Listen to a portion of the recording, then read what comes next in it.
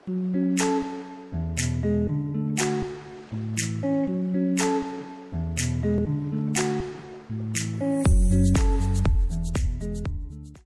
de Dieu, shalom, que Dieu vous bénisse encore.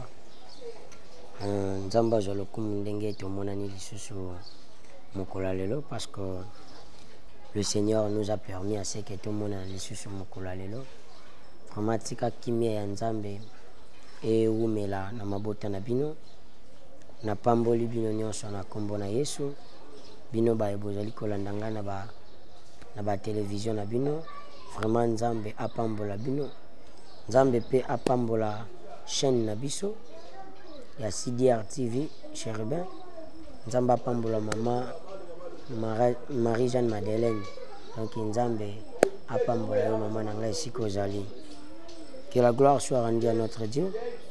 Tokutani toujours na émission na biso oyo tosalaka oyo tolobelaka biso oyo bateyaka biso liloba na Nzambe. Pour kotalisa na biso nzela toujours. Vraiment peuple de Dieu, tout le barake eza occasion malamu pona yo ya kolandaka biso. Eza occasion malamu pona yo émission oyo eya pona yo.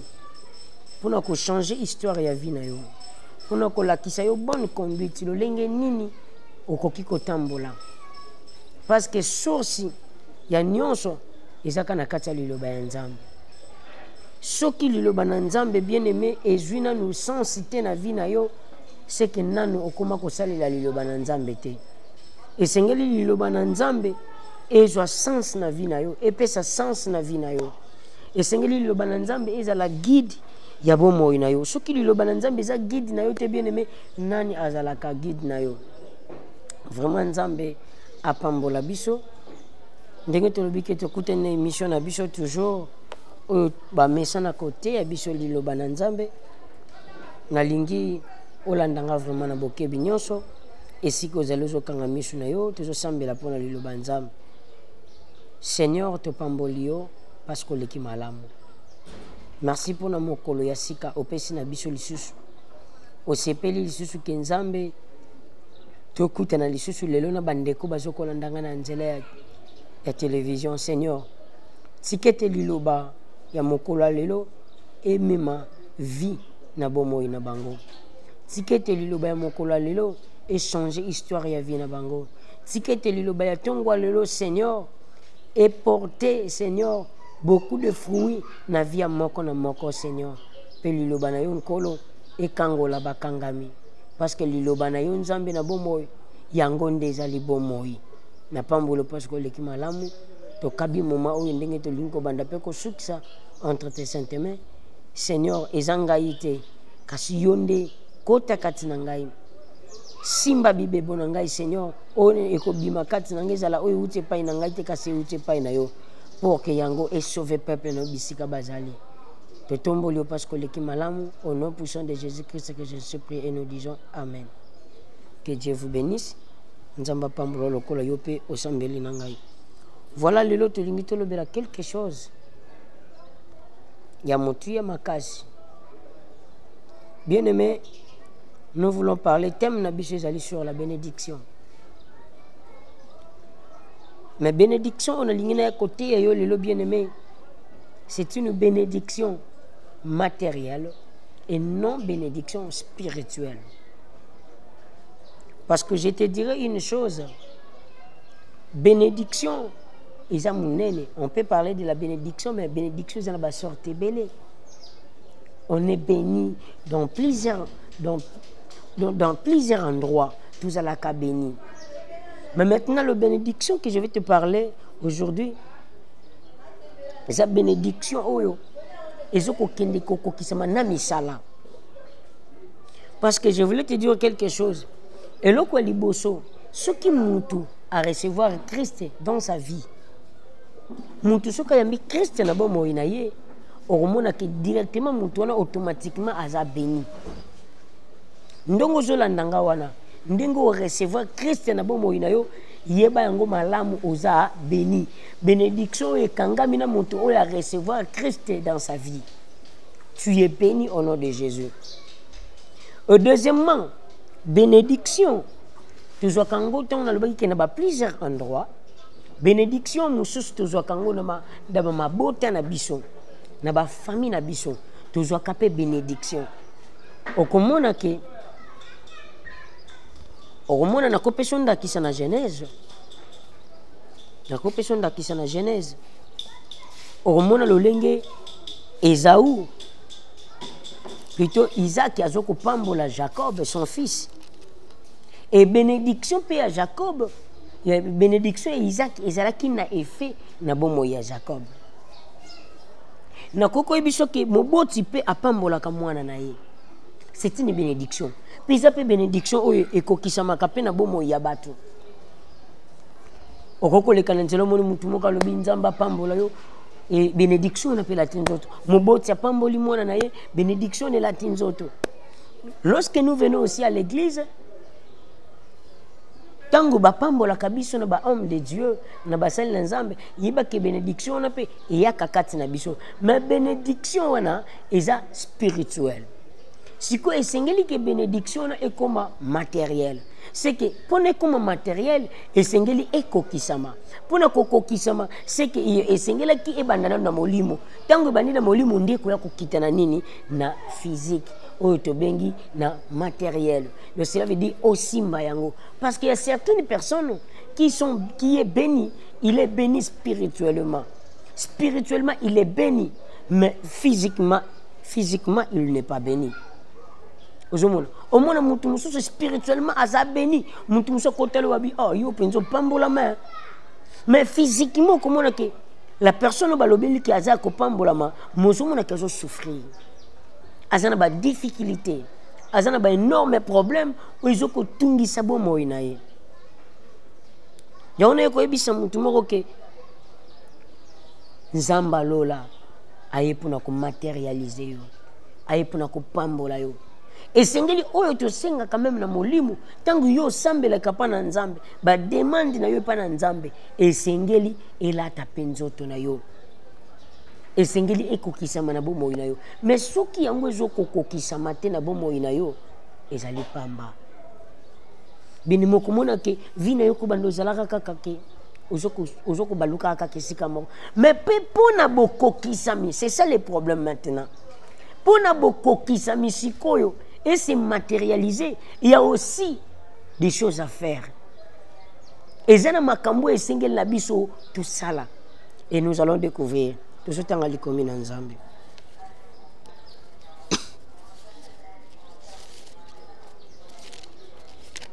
Tout ça na mokanda ya Deutéronome.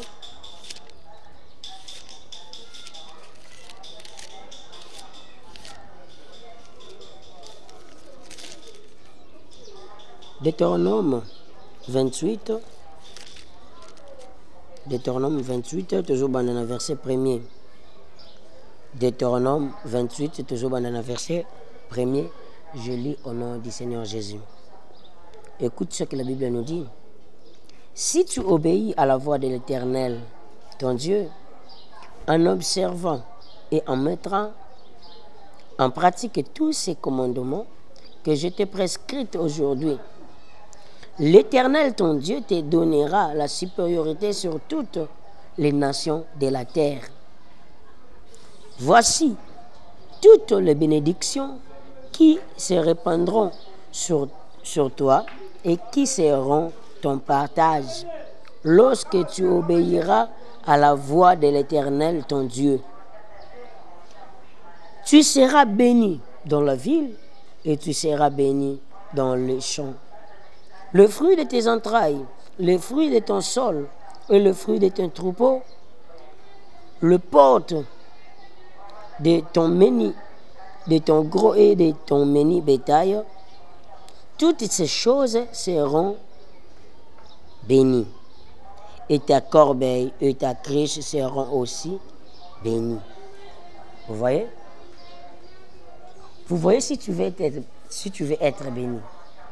La Bible nous dit ceci. Si tu veux que ta bénédiction puisse être matérialisée, que tu puisses le palper, que tu puisses le toucher comme ça, bien aimé, il y a des choses à faire. Il y a beaucoup de choses à faire sur sur ta vie.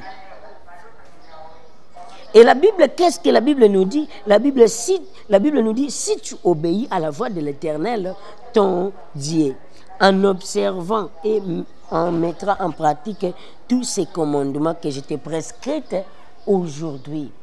Ce que l'Éternel nous a prescrit, ce que l'Éternel a placé, ce que l'Éternel nous a donné. Dans l'ancienne alliance, Moïse, Dieu avait voulu que, après sa peuple, Mobeko, je m'excuse, après sa peuple, Mobeko esengeli etambusa bango, et orienter bango, et diriger bango, lo lengi nini bakoki kotambola, lo lengi nini bakoki kozala, lo lengi nini esengeli na bango, va se comporter vis-à-vis en Zambé. Parce que lorsque le peuple est en train de recevoir l'Iloba Nzambé et recevoir Nanote, Oezali, Mobeko ya kala ancienne alliance, libote bande ko tambola ko landisama, lo lenge mutu na mutu amilingeli. Soki omoni mutu abande ko tambola malamu, eza mutu azalaki révélé. Mutu nzamba ye kokutana na ye, nde mutu wana nzamba bande ko yebisa ye tambola na kobanga ngai. Nde mutu no komona ka bande ko éviter certaines choses à l'égard ya Abraham. Tangu nzamba apparaître pas ya Abraham. Dans verset 17, nzamba zo ban Abraham nune, marche devant ma face et sois intègre. Vous voyez?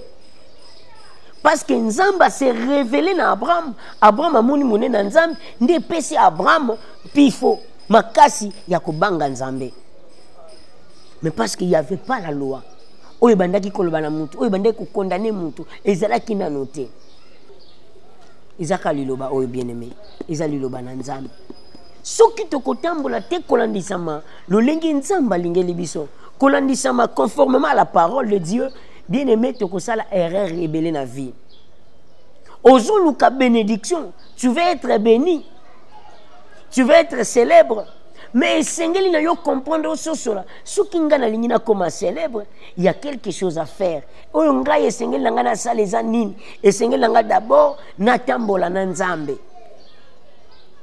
Oya liboso Sengeli ngana sala na tambola na nzambe. Balobi so kingana tosi.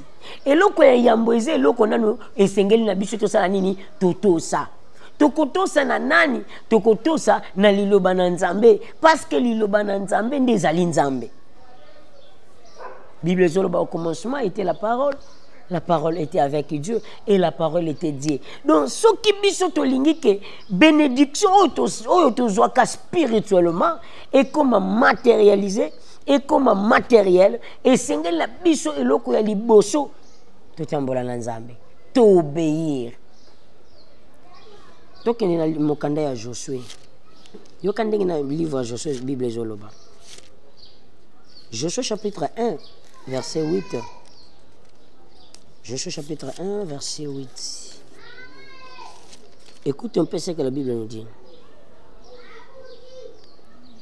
Il y a un Bible Zoloba. Bible Zoloba, oui. Que ce livre de la loi ne s'éloigne point de ta bouche. Médite-les jour. Médite-les jour et nuit, pour agir fidèlement selon tout ce qui est écrit, car c'est alors que tu auras du succès dans tes emprises. C'est alors que tu auras du succès dans tes emprises. Dans tes emprises. Et c'est alors que tu réussiras. Est-ce que je vois bien? Est-ce que je vois comme Bible Zolobani, Bible Zoba, que cet livre de la loi ne s'éloigne point. Au moins, il y a un qui d'abord, il y a liboso, na boyokani yakala. Pour na kotali sanayo, que Nzambe toujours atinda ki lilobanaye. Bible Zobani, na tinda ki lilobananga, pour lilobananga kende ko kangola peuple. Et lui-même qui était la parole, andimi kotika kitse bokonzi ye moko ndimi komisa le lanzoto pona koya ko kita kwa ko kufela biso afin que to yeba grandeur na ye to yeba munene ya Nzambe yango na mokanda Josué balobi ke buku oyo ya bomoi esengeli te elongwa na bibebe na biso elongwa te pa ina yo esengeli obanzaka yango otangaka yango mikolo nyonso omaniolaka yango mikolo nyonso. Est-ce que tango yo fandaka na ndako osomba Bible otia na ndako, tu as acheté une Bible depuis que tu l'avais placée à la maison, est-ce que tu le lis? Est-ce que tu lis cette Bible? Depuis que tu l'avais déposée quelque part, au Tikango Nesika Mokobo, depuis. Et comme on a poussière, tu ne le lis pas. Autant Kangote. Bible, comme on a un chanson,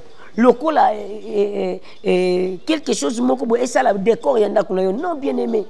Bible, zo banabiso que sengeli to tanga kayango to medita kalikolo na yango mikolo nyonso. Pour tout ça la malam, pour nous agir fidèlement et sengeli na biso to méditer liloba na Nzambe. Ce que lingi o simba ozo succès ndenge Bible zo loba na biso awa. Ce que lingi o longa na banzela na yo na misala na yo et sengeli na yo o méditer parole oyo. Et sengeli na yo o to sa liloba oyo. Et singeli na yo tambola na conduite sa liloba na Nzambe. Liloba na Nzambe lobi na yo nini? Liloba na Nzambe lobi na yo nini? Liloba na Nzambe zo talisa yo nini? Bien aimé, liloba na Nzambe pekisi yo na ngai kindumba. Liloba na Nzambe pekisi nga na yo moyibi. Liloba na Nzambe pekisi nga na yo koswana. Liloba na Nzambe pekisi nga na yo kobunda. Liloba na Nzambe pekisi nga na yo nyonso eza ya mabe. Oyo yebi wana. Ndongo lango akokoma kana ba niveau ya kolango ya kofinga batu ya kosala mabe. Bien aimé, ce n'est pas bien. Ndengo kindaka komena kozwa ba drogue komena ka ba diamba ba kofime. Bien aimé, ce n'est pas bien. La parole de Dieu nous a interdit. Nous interdit toutes ces choses. Bible sur le que tout m'est permis, mais tout n'est pas utile. Ce que toi tu fais là, toi tu penses que c'est utile. Oyo zo kanisa, oyo sala kawana. Yo kanisa que c'est utile. Tout m'est permis. Ni on se peut s'emelinga. Il y a certaines personnes comme on a kazo me la diamba lobi, eza matiti nzambe yemoko asali. Nzambe kutu yemoko mtu asali bongo po anitenga na melango. Bien aimé, balobi bien malamu, nyon se pesa mele biso me nyonso eza mutu ya te. Pe nyon se bongisa kate na via mutu. Bien aimé, o ezo bongisa na via mutu eza kaka liloba na Nzambe. Soko lingeni vina yo e koma stable. O lingi Nzamba stabiliser vina yo, tambola na liloba na Nzambe. Tosa liloba na Nzambe. Soko tosi na liloba na Nzambe, ndoko mona liloba na Nzambe pe ko agir fidèlement na bomo ina yo. Mais soko zo tosa te na liloba na Nzambe. Yango omona ke tu te poses des questions lobi depuis na banda ko sambela Nzambe babisa ngaka na pambola ma mais ko pambola ngo ba pambola ngai na mona ka bénédiction te nazo simba ngote na lota ka bandoto ko kisama kate. Bien aimé, yo kana interpeller dans quelque chose de très important pour que makambo lotaka e kokisama pe o simba yango physiquement et la tanzoto na yo esengeli o tambola na conduite. Et c'est le temple la kolandisa malilo bananzambe.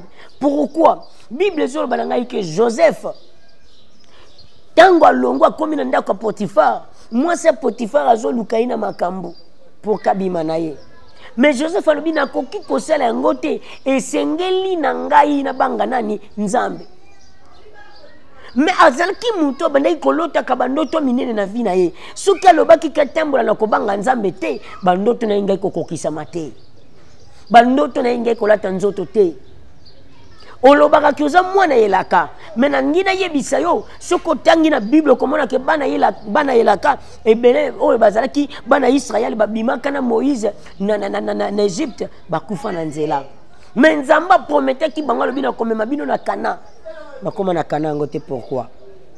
Pourquoi bakota ki Kana ngote? Bakota Kana ngote pourquoi? Parce que ba désobéissant na ba ordre ya Nzambe. Batambola te lo lenge Nzamba lingaki. Bazaki batu bazaki ko se lamenter pamba pamba. Malgré Nzamba zo salela bango bolamu, kasi bolamu Nzambe babande ko ndima ngote. Yo za wana te bolamu Nzambe ndima kangote. Atana oyo Nzamba pesa kayo ondima kate. Ce n'est pas bien aimé. Zamalamu te. Être un enfant de Dieu. Nzamba lola pambola yo. Tangu Joseph a comprendre le but et sengel nangana tambola malamu na kima lisumu Nzamba kokisi bandoto na ye. Yo lota bandoto kombia kitoko. Olota bandoto bali. Olota bandoto bongi. Olota bandoto ke musika mais zo kokisa mate pourquoi? Pourquoi je simba ngote? Babenga kono bakopa misala minene, mais bambongo uzwa kanisa malonga te. Ba prometteur ba grande chose, mon simba kangote. Pourquoi? Ta vie. Regarde un peu. Otambola kandeni. Ozo tambola ndenge nini. Tangu nzamba benga Abraham na Genèse chapitre 17. Alors Abraham marche devant ma face, soit intrigue. Qu'est-ce qui s'est passé? Bible dit que Abraham tomba sur sa face. Abraham s'est dit assimiler directement à mi kitisi na makolo nzambe. Pour que nzamba élevé. Bible dit que muto komi kitisa mais pas na nzambe. Muto komi kitisa et pas na nzambe. Nzamba ko tombola au moment convenable. Tala ba voix na yo. Yo koma muta lukuta. Okomana ko escroquer batu. Combien de bateaux sont escroqués? Combien de bateaux sont salimabe? Si le lot, ozaka ko avorté, kolongola kabasi bazem. Kolongola kabazem. Bien aimé, vina yozo mimango na désordre.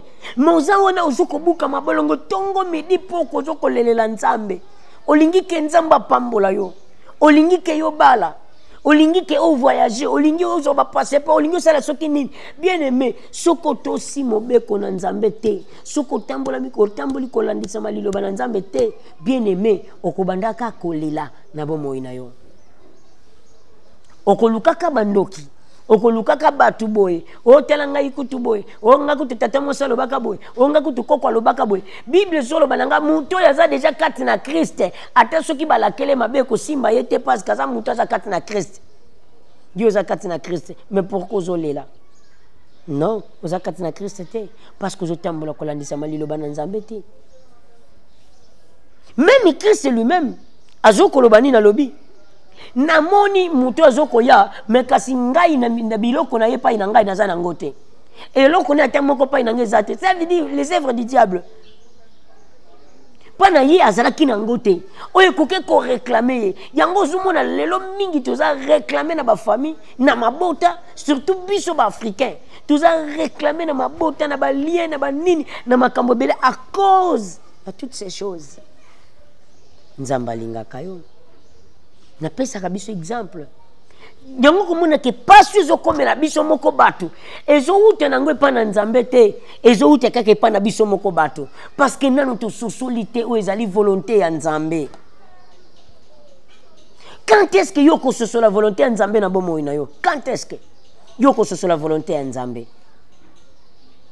Quand est-ce que yoko comprendre? Au yaka chaque jour en église, tu écoutes la parole du Seigneur. Mais olingi ko changer te. Ozo se nzamba kita lobela lolenge kani. Ozela kanini? Nzamba kita na nzamba la pembe. Ozela kanini? Omona angelu fara. Pondi makenzambe nda lobeli yo. Nzamba ko lobelo ka lolenge ozolanda ngai wana. Iza langage ya nzamba zo lobela yo. Tika vi ozo sala. Tambola malamu liboso na ye. Tambola malamu liboso na ye. Soki otamboli malamu liboso na nzambe o agir fidèlement o komona ba accomplissement ba promesse yango tozonga kaka na mokando totanga ki liboso ya Deutéronome.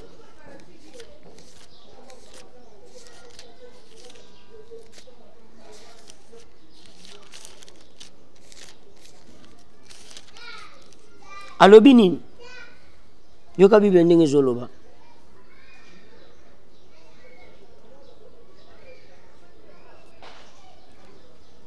Si tu obéis à la voix de l'Éternel, ton Dieu, en observant et en mettant en pratique tous ces commandements, ce que je t'ai prescrit aujourd'hui, l'Éternel, ton Dieu, te donnera la supériorité sur toutes les nations de la terre. Est-ce que vous bien? Soki kaka natosi nzamba lobe kopesa nga bokonzi.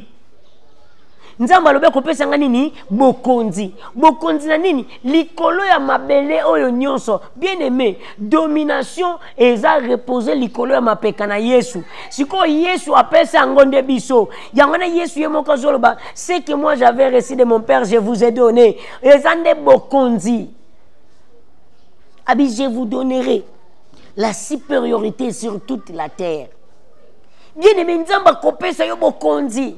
Atel le zole la musala koya ko lukona ndako. oza na problème na yo ko bando za solution esiko ko nyata te bokauki ezalaki nzamba kolongola bokauki nzamba kolongola bokauki muto atambola kana nzamba réussir kana vie na ye muto atambola kana nzamba longaka toujours muto atambola kana nzamba longisaka ye yangala lobi soki osali malamu soki otosi soki otie makambo nazokoloba na misala nakopesa bokonzi na mabele o mobimba bien aimé yo kokonza soki kaka otosi liloba na nzambe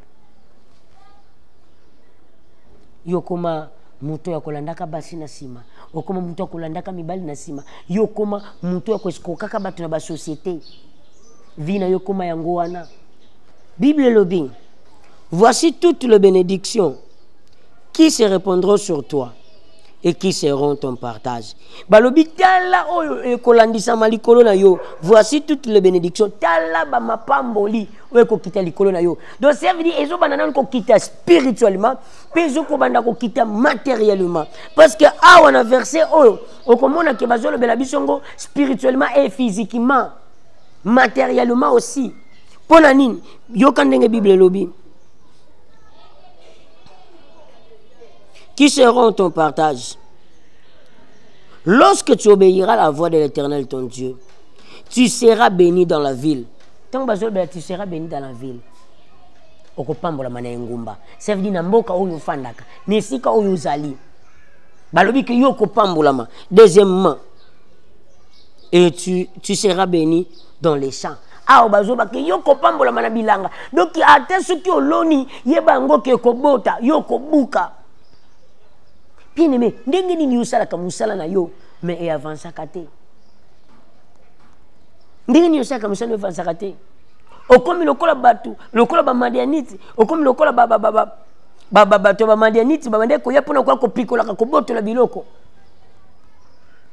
Bien aimé, sokolingo réussir, c'est simple. Tambola kana liloba na nzambe. Pona ko sukisa balobi, le fruit de ton sol. Le fruit de tes entrailles et le fruit de ton sol, le fruit de tes troupeaux, le porte de ton gros et de ton menu bétail, toutes ces choses seront bénies. Est-ce que toutes ces choses seront bénies? Donc, misala na yo ya maboki ko pambolama suko tamboli na nzambe. Yango moni nzamba zoloba na sukisi awa. Yango moni nzamba zoloba na Abakuko.